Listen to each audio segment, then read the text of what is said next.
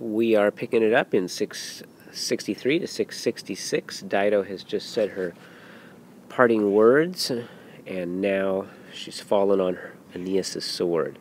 Dixerat atquillam medienter talia ferro con lapsa spiciunt comites ensemque crurore spumantem sparsasque manus it clamor ad alta atria concussam bacatur fama per urbem.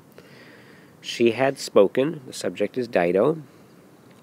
Form of that is pluperfect, active subjunctive, from dico dicere.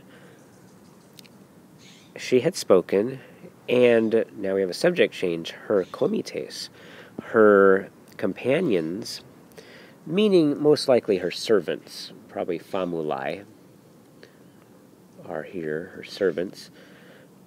Her companions, aspiciunt, see, illam, that one, or Dido. Notice it's feminine, form of ille, illa, illud here. Conlapsam, collapsed. So those go together. They both refer to Dido. Media talia, inter, in the middle of such things.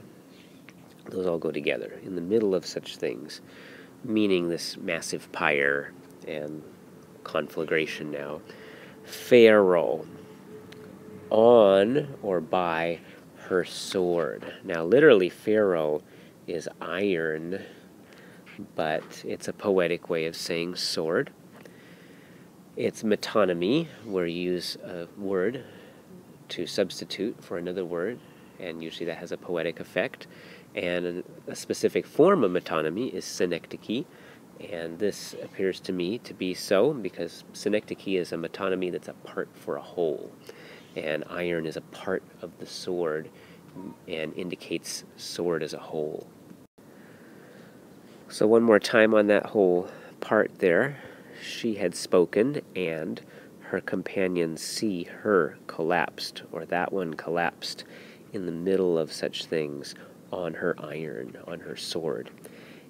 Ensemque curore, spumantem sparsasque manus.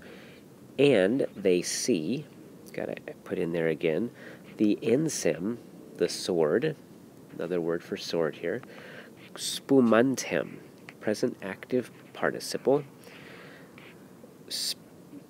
foaming, you could say, spumo, spumere, foaming, and that goes with ensem.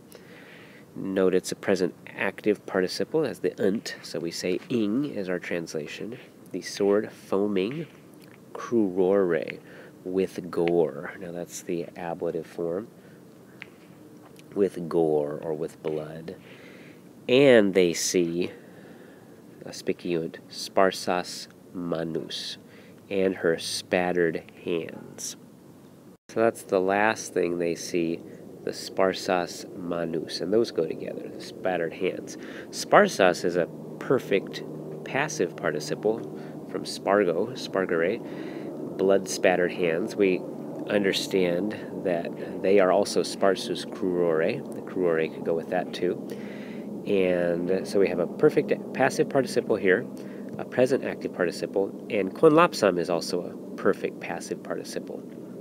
In the accusative singular here, sparsas in the accusative plural, because it goes with manus, which is feminine, so accusative feminine plural. It clamor ad alta atria concussam bacatur fama per urbem. The subject, clamor, a shout. It goes, or maybe we could say mounts. A shout goes ad atria alta, to the highest halls, our word atrium, meaning a hall of the palace. A shout rises to the highest halls, probably her companions here that were watching this scene.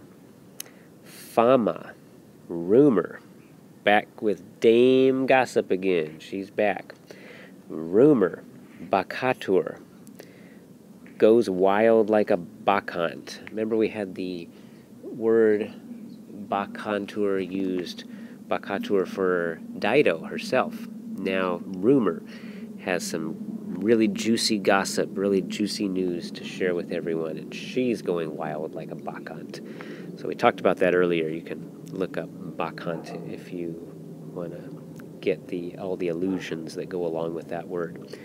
Per urbem concusam, through the shaken city. And so another perfect passive participle, concusam, and the city has been shaken because of this news. Rumor goes wild like a bacchant through the shaken city.